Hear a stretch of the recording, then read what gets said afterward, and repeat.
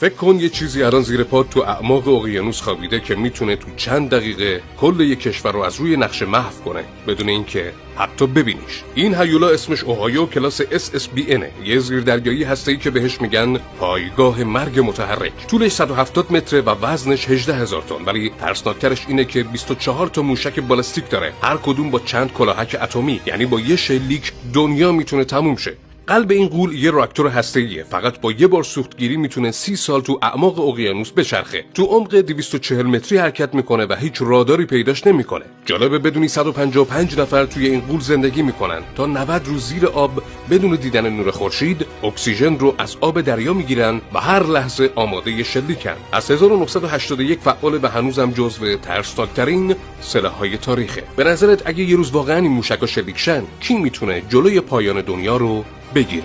فالو کن اگه دنبال واقعیت هایی هستی که از هر فیلم ترسناکتره.